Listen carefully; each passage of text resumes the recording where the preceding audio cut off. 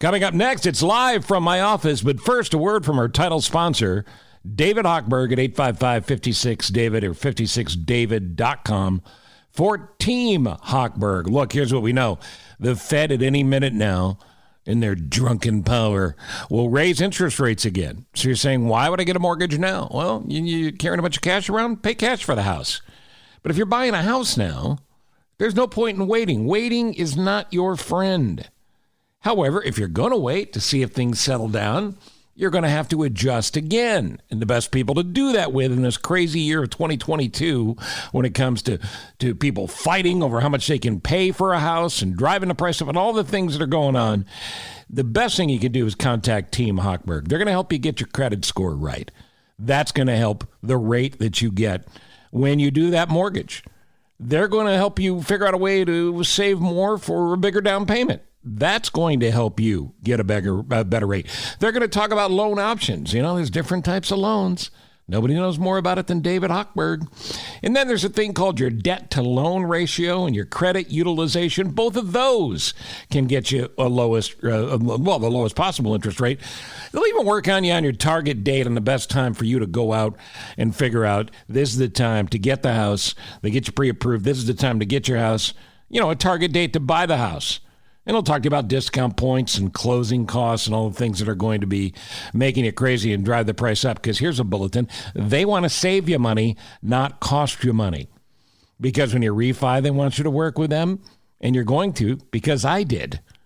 I trust David Hochberg. You can too. 855-56-DAVID. 56david.com. Remember his nickname in high school? They used to call him Old Debt to Loan Ratio David. Or did they call him Credit Utilization David? 855-56-DAVID or 56david.com. 2022 is nuts. So is he a little bit. But he'll help you figure it out. Team Hochberg, thank you. Title sponsor of Live from My Office.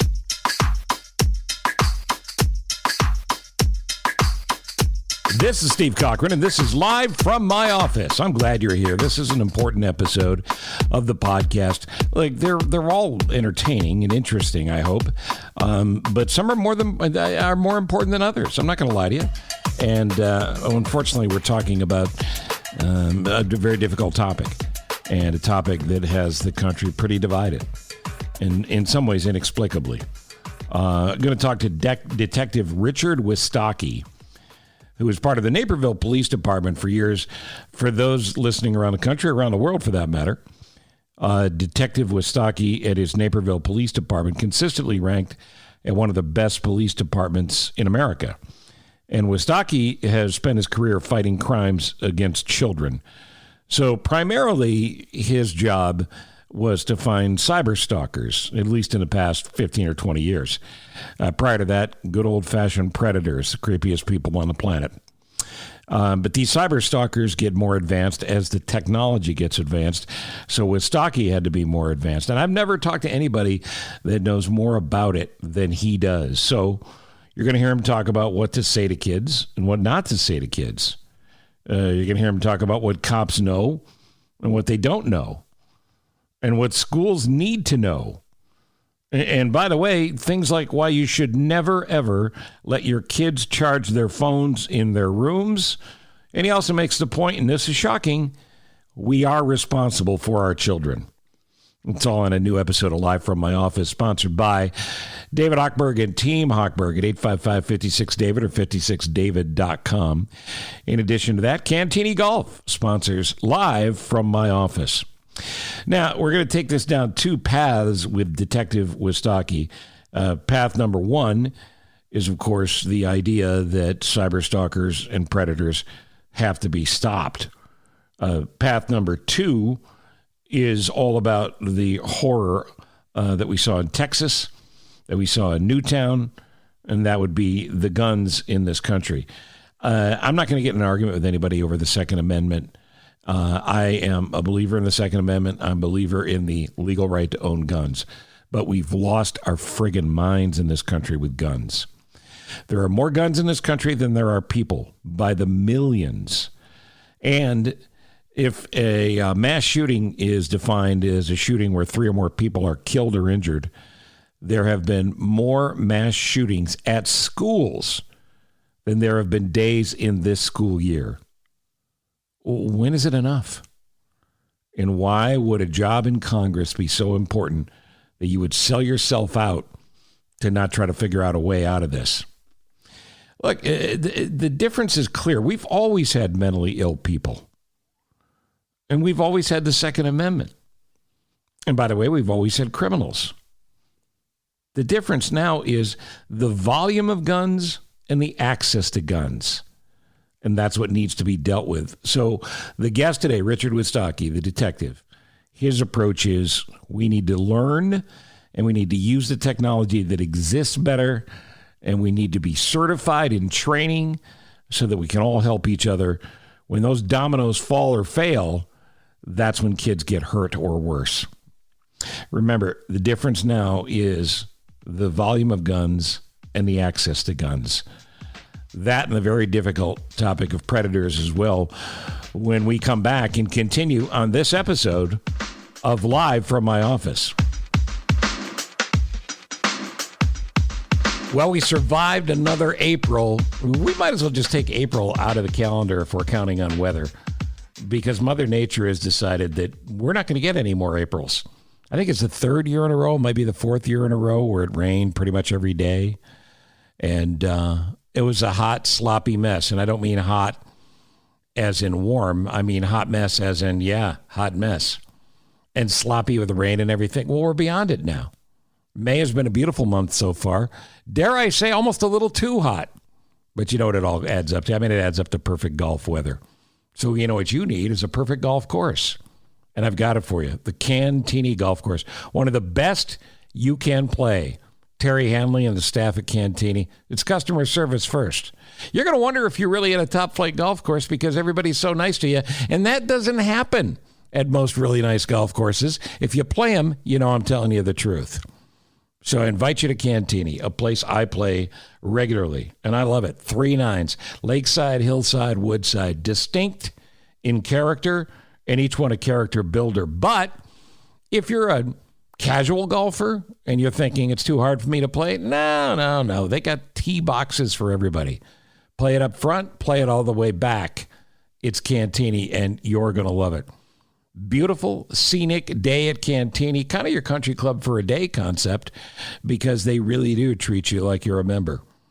And nothing makes Terry Hanley and his staff happier than if you have a great day at Cantini. Get yourself a bite to eat after. Got a great restaurant there at Cantini, too. Check out their website and sign up for important details and things that are coming up at Cantini that could benefit you. But in the meantime, get to Cantini in Wheaton. All the details on one of my favorite golf courses ever are at cantinigolf.com. Don't miss out. Play it and get your tee time locked in. CANTIGNY. Cantinigolf.com. The phone number for everything, 630-260-8197. Cantinigolf.com.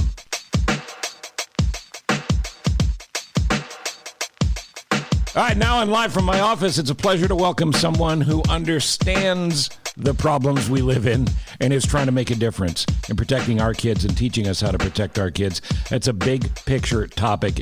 And longtime Naperville police detective Rich Wistocki deals with it every day. Travels around the country, talks to kids, talks to parents, talks to teachers, talks to schools. He'll talk to anybody willing to listen about how to do the right thing. And he did an amazing TED Talk, which we're going to link in the show notes so you can get a little deeper on this topic. So let's talk about what you do every day. This is your life's work to protect kids from others and to teach parents how to do the job they need to do. Let's start with that. Parents and responsibility. What do you want to say?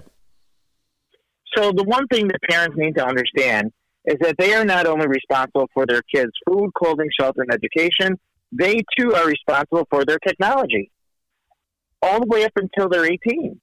I don't care if Nana, Nonu, Tia, Tiu, Grandma, Grandpa bought them that new iPhone 13 for their birthday. They don't own it. And the biggest problem, Steve, is that parents really have a hard time because a lot of times their kids run the roost when it comes to technology because they didn't grow up in that.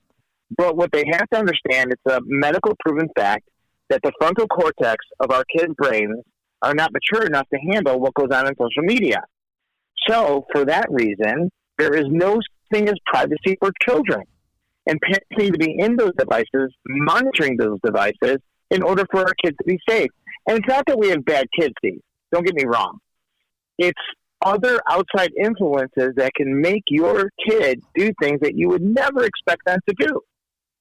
And the best kid on the planet can still get hooked into this stuff. Now, we'll get into the cyber stalkers and cyber predators in a second, but I got to talk to you about the news of the day and why it matters so much first. And that is, what can we teach kids in regards to recognizing that someone out there is disturbed and maybe posing a threat, when a kid's natural response is either, hey, that guy's crazy, ha, ha, ha, or, hey, I'm freaked out by this and I don't want to think about it or know about it or talk about it, least of all to my parents.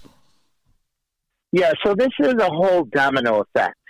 Okay, so when we go out in schools, all of the SROs, now I'm the cyber trainer for the National Association of School Resource Officers. I'm going there in a couple weeks, and my class that I'm teaching in 10 conferences across the country this summer is called Identifying and Intercepting the School Shooter Through Something Called Leakage. So when we talk about leakage, according to the Secret Service Threat Assessment Survey, over the past 25 years, 75% of the school shooters posted what they wanted to do before they did it, Steve. And that is called leakage. The problem is that you have school officials and law enforcement who do not know and understand what to do with the cyber investigation nature of that threat. So it has to start with the kids, right? We have to teach the kids, if you see something, say something. So if they tell a teacher, if they tell a social worker, if they tell an SRO, a principal or dean, they all have to be on the same page to know that protocol. And that protocol is crucial. Your company, Be Sure Consulting, deals with this on a daily basis as well. And by the way, I'd love for people listening who are point people in organizations that could benefit from this talk, and that's everybody, that you go to Be Sure Consulting and take a look at what Detective Wistocki does, and bring him in to talk. But along with the idea that we're all responsible for our kids and taking care of our kids, talk for a second about that wall that we allow to be put up when a kid gets to be whatever age, teenager, whatever. Oh, they deserve some privacy. Speak to that. Yeah, so let me explain to you why kids get in trouble on social media. So you should know, and all your listening audience should know, in order to have a TikTok, a Snapchat, an Instagram, a Discord, you have to be 13 years of age. So then why do I go to elementary schools and I see 3rd, 4th, and 5th graders all have Snapchat, Instagram, TikTok, and Discord? Well, here's what happens, Steve. They complain and whine to their parents so much that everybody's talking to them, and they're not in the picture, they're not in the conversation because their parent won't let them have a social media. So when a parent gives in, a kid is like, yes, I can have a TikTok, I can have a Snapchat. Now it's time to put their date of birth in to create their profile. Well, let's face it, our kids are not the best mathematicians in the world, but anyways, I digress. And then they say, okay, I got to put my date of birth in, but I got to be 13, so I have to lie about my age.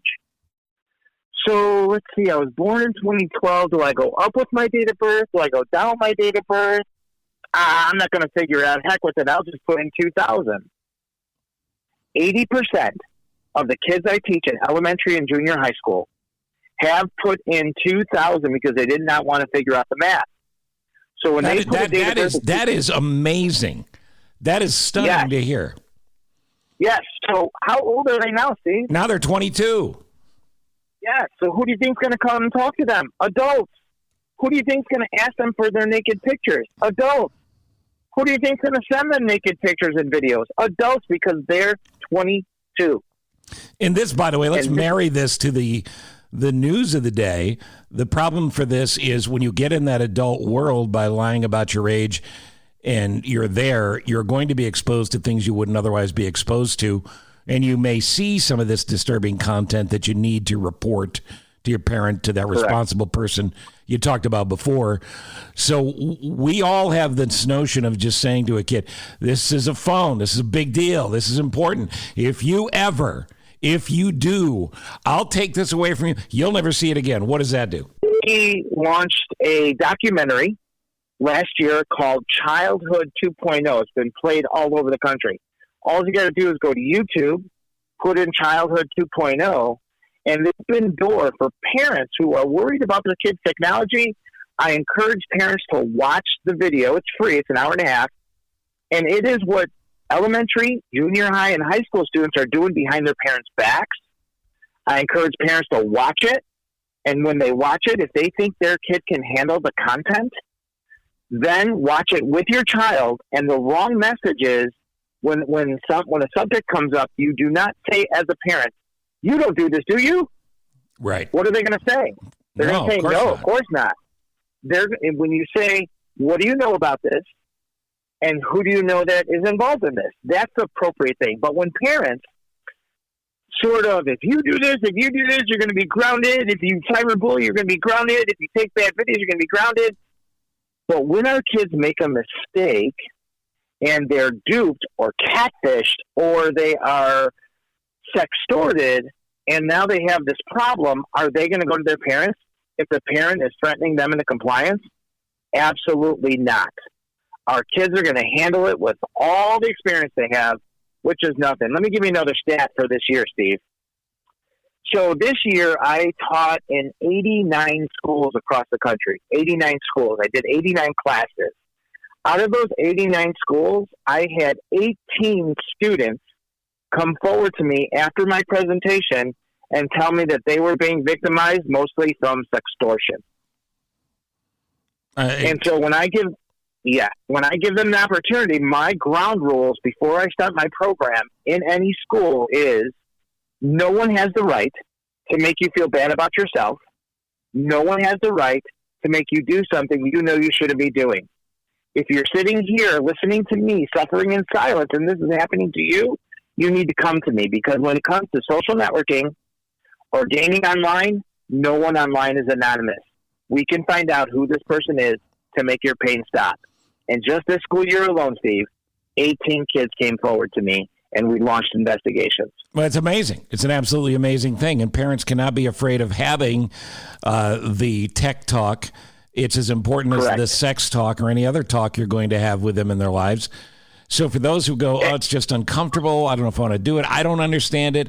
I don't have any credibility with it. They'll know I don't know what I'm talking about." What do you say to them? Yeah, and here's the thing.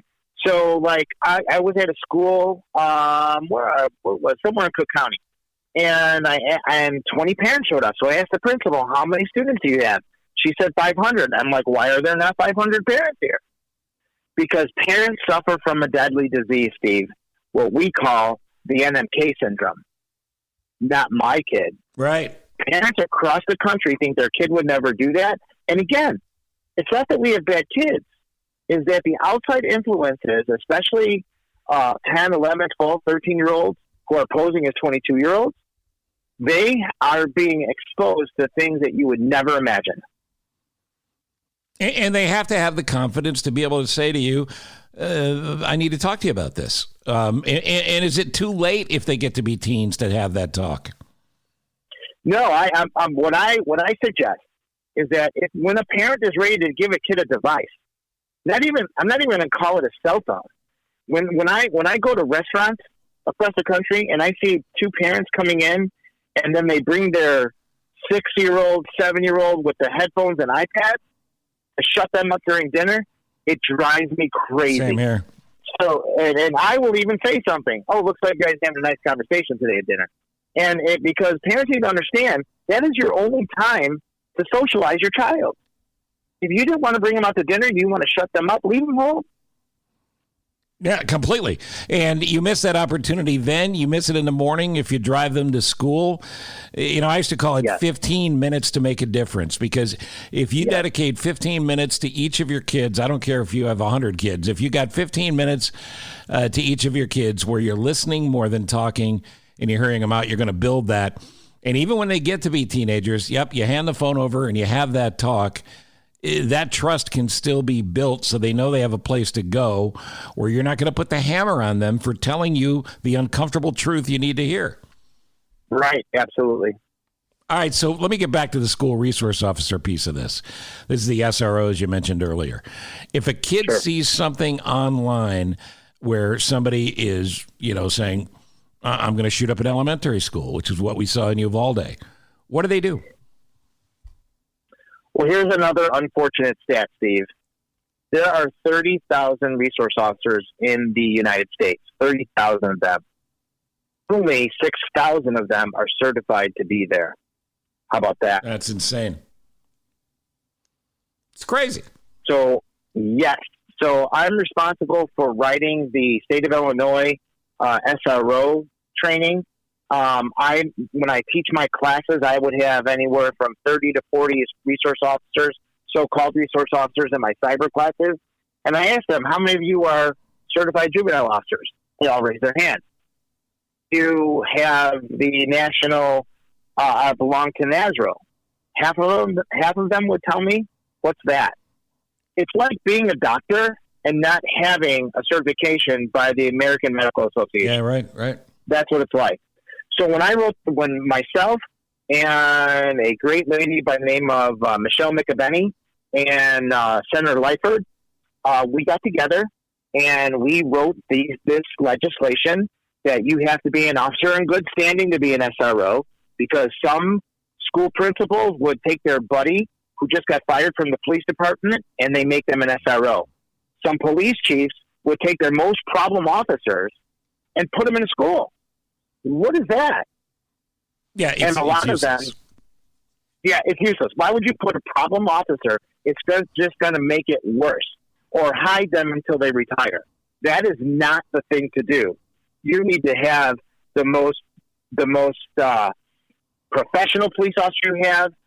An officer right now, I'm teaching 20 officers how to deliver effective internet safety presentations in their school. Now, when a kid presents an online threat, right, there is a protocol set by Electronics Communications Privacy Act, by the federal government. It's a mandate.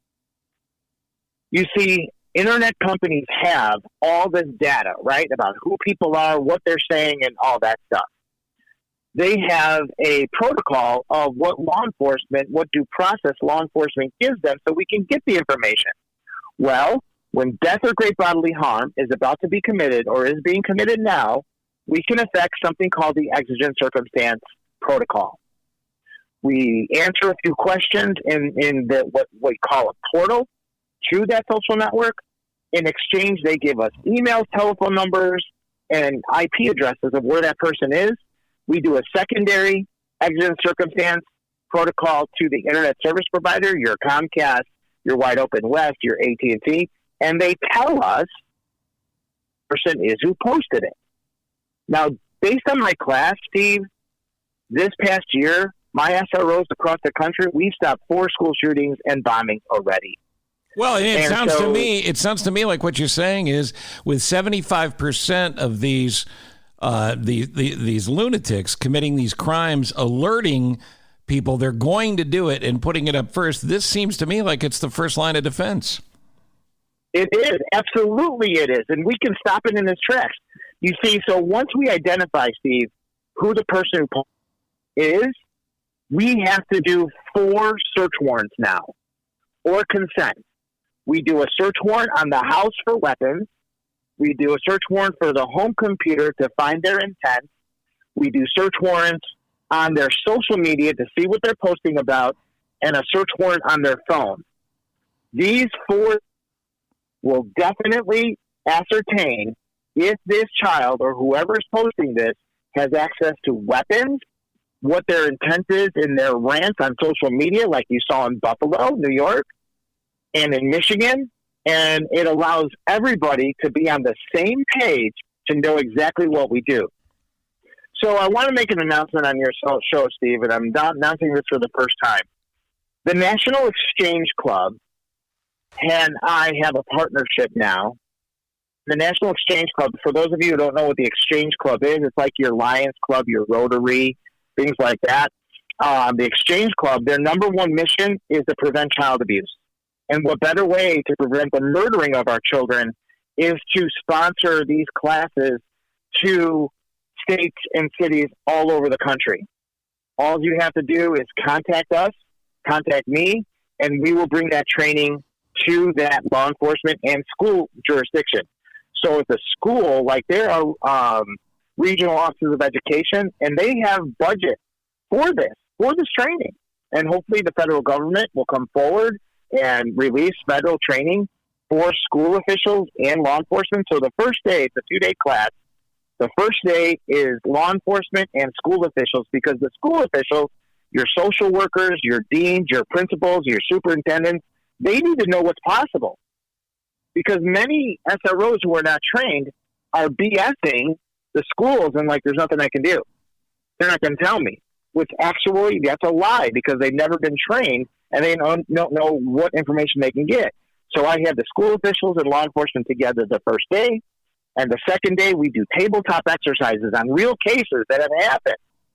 And they actually do their preservations, their subpoenas, their search warrants, their exigent circumstance, and we go through the entire case time and time again on the second day. Well, and as you said, properly presented by someone trained, and you're the tip of this, you're going to get kids that'll come forward like those kids that came forward to you, and that's a huge deal. So let me slide over into what you've spent the bulk of your time doing, and you still do.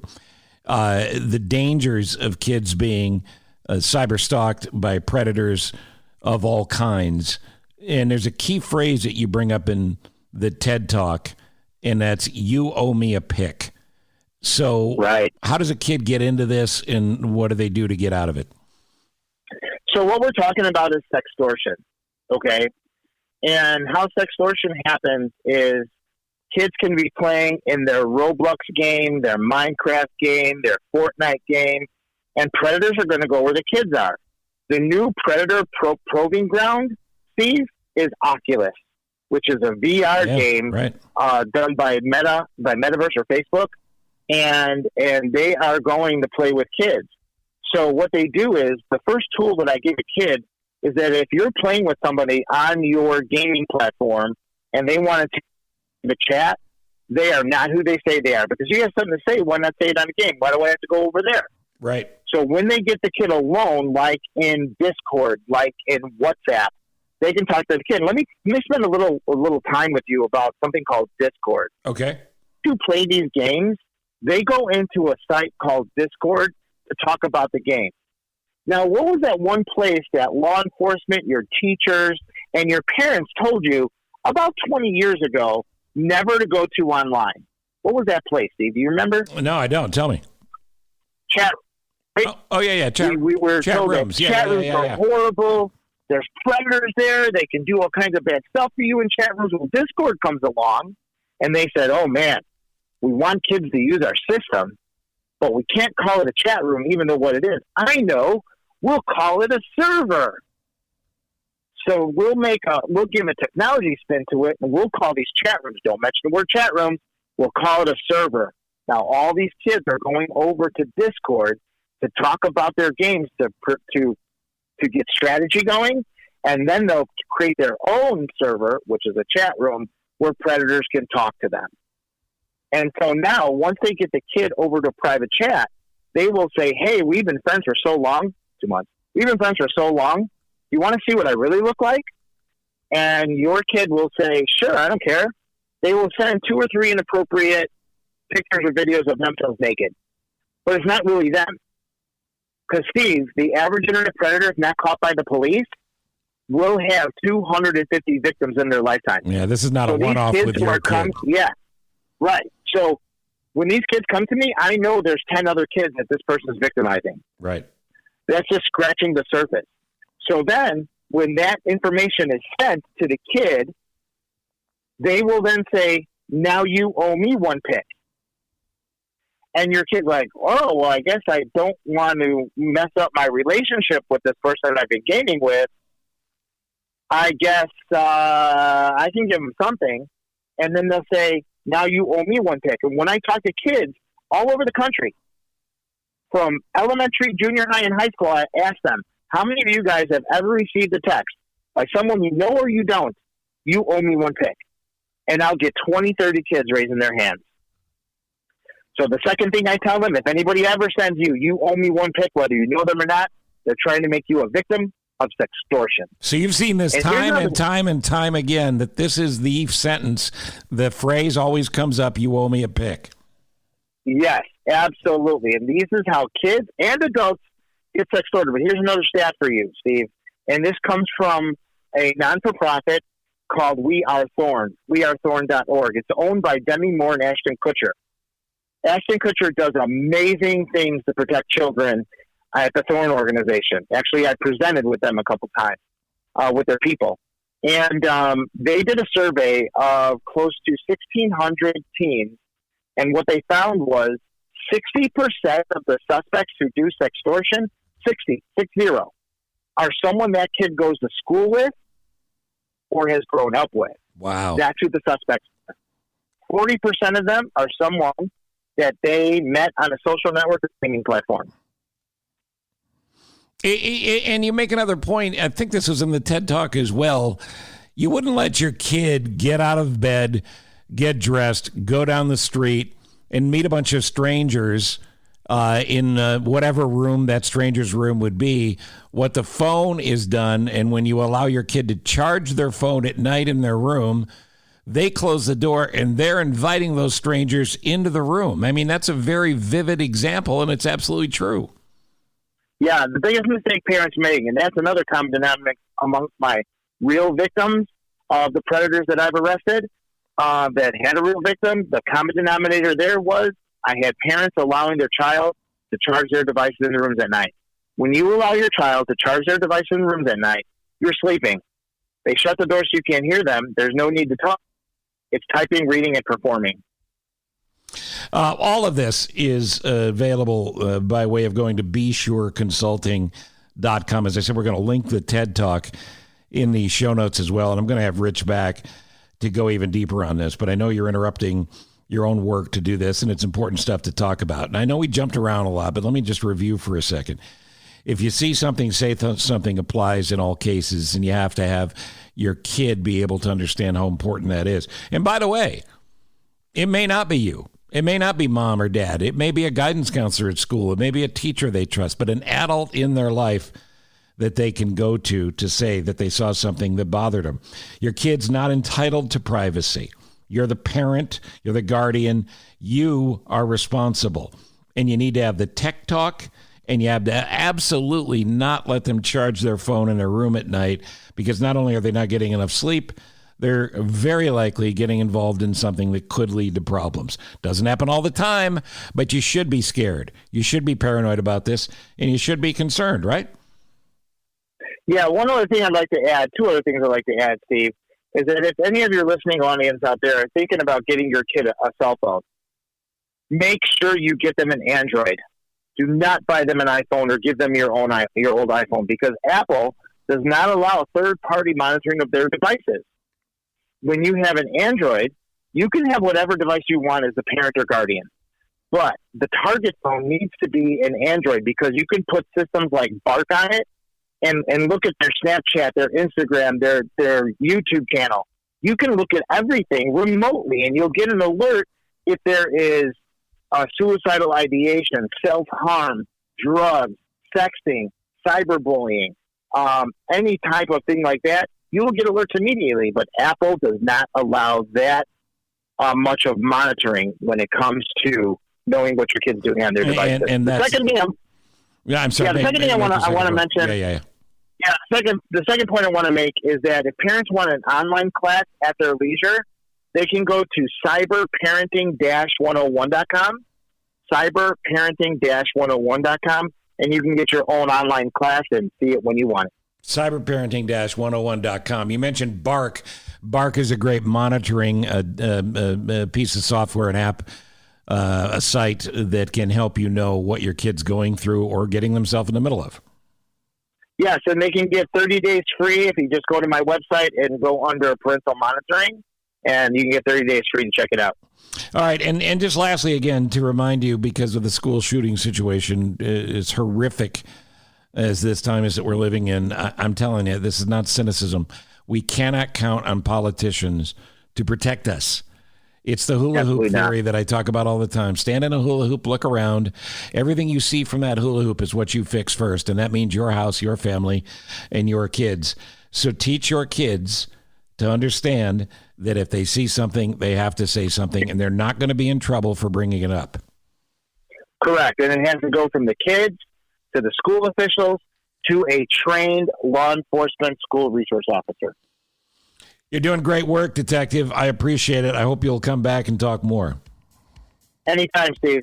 I want to remind folks again, BeSureConsulting.com, cyberparenting-101.com, and look in the show notes for the TED Talk. Thank you, Rich. Thank you so much, Steve. Take care. If you're purchasing a new home, refinancing your existing home, securing a VA loan, a reverse mortgage, we need to do what we all do when we need help with our houses and the monies in and out of our houses. We call Team Hochberg, your trusted local lender. David would like to help everyone purchase a home with credit card debt secure, the lowest rate and monthly payment as well. It's always better to have no credit card debt, put less down, and carry PMI than putting 20% down with credit card debt for the following reasons. Credit card debt lowers credit scores. Lower credit scores equals higher interest rates. The typical payment on a $10,000 credit card is $400 a month. And putting down $10,000 less and securing a larger mortgage equates to about $60 a month, including PMI. It all adds up to you getting hosed, my friend. Team Hochberg helped me and thousands of my podcast listeners enhance their credit before securing a mortgage so they can secure the lowest interest rate and monthly payment, but they can't help you if you don't call 855-56-DAVID or 56david.com. And don't forget to tune into Home Sweet Home Chicago, hosted by David, Saturdays after House Smarts at 10 on WGN. Homeside Financial, Equal Housing Lender, NMLS number 1124061.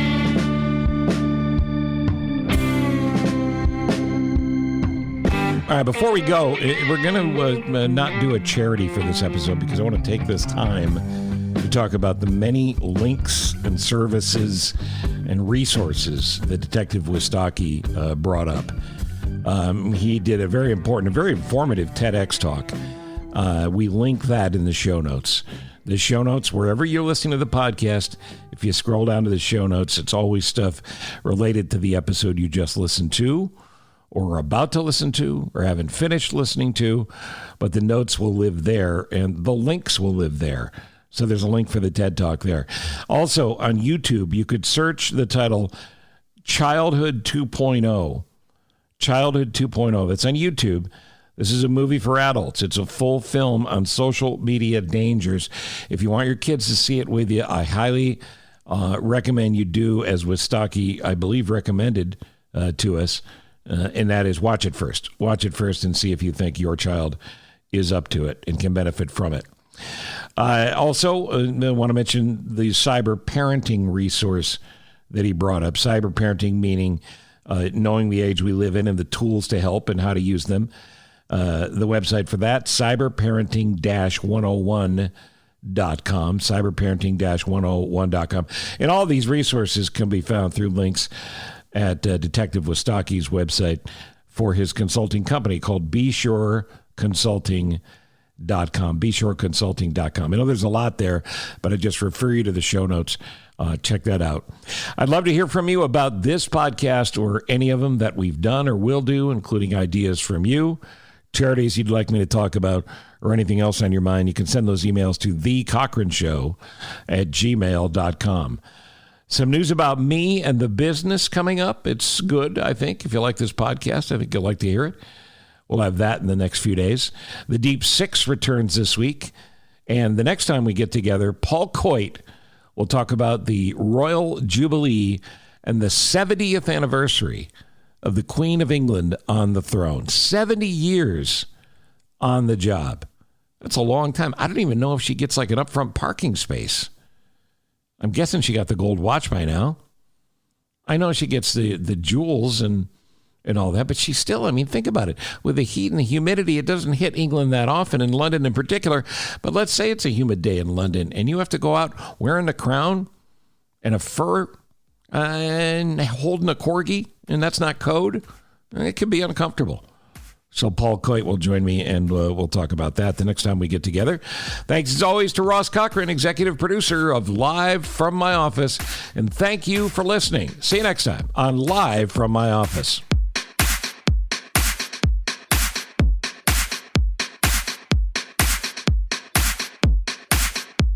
Thank you for listening to Live from My Office, a service of Monkey Run Productions. All rights reserved. The podcast is hosted by Steve Cochran, and it's mixed, edited, and produced by me, Ross Cochran. Steve is available for corporate speaking gigs. He would love to MC your event, and occasionally, he's funny. Thank you for listening. Head to cochranshow.com for more.